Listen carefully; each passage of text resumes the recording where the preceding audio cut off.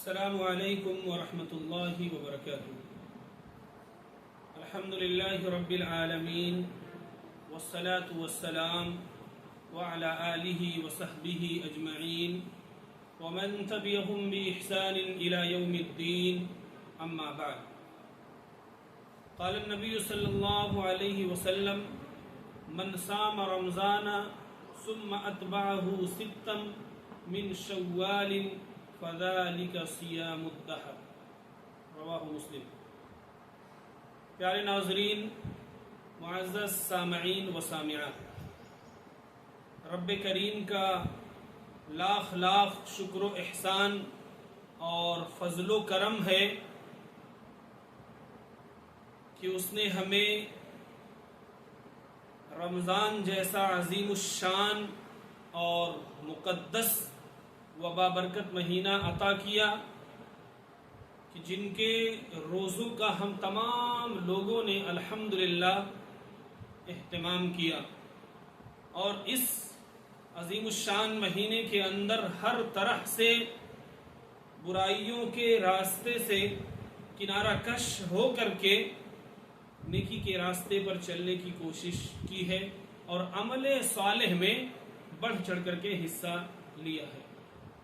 اور پھر وہ وقت بھی آیا کہ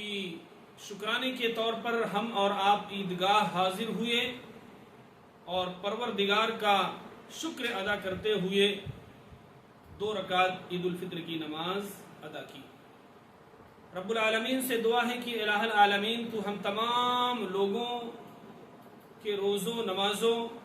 اور جو بھی ٹوٹی پھوٹی عبادتیں کی ہیں انہیں شرف قبولیت عطا فرما، آمین۔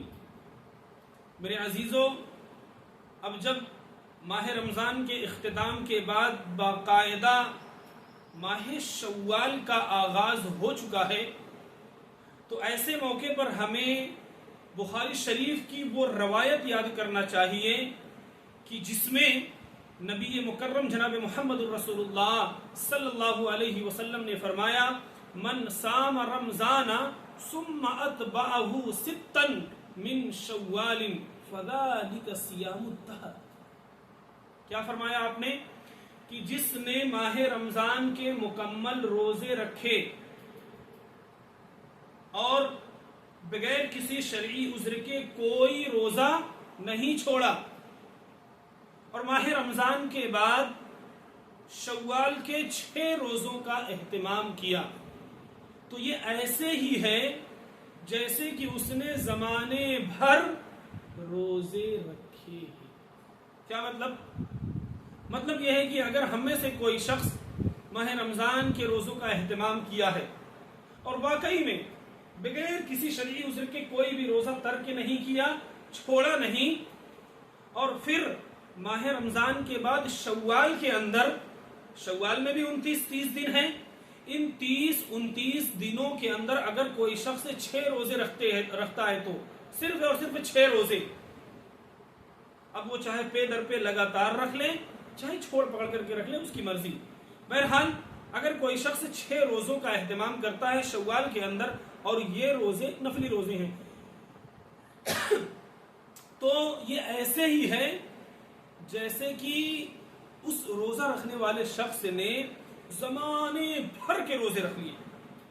اور دوسری روایتوں میں آتا ہے کہ سال بھر روزے رکھنے کے برابر ہے، اور حدیثوں میں آتا ہے کہ انسان اگر کوئی اس پر عمل کرتا ہے، رمضان کے روزے، اس کے بعد شوال کے 6 روزے ایسا کرتا ہے، تو یہ ایسے ہی ہے جیسے کہ اس نے زندگی بھر بالکل آخری وقت تک، مرنے کے وقت تک روزے کا اہتمام کرتے ہوئے زندگی سے گزر گئی۔ اللہ اکبر، کتنی عالی شان ہے اللہ تعالیٰ کی، جس نے پیارے نبی جناب محمد رسول اللہ صلی اللہ علیہ وسلم کے ذریعے سے اپنے بندوں کو اتنے بڑے انعام کا اعلان کیا۔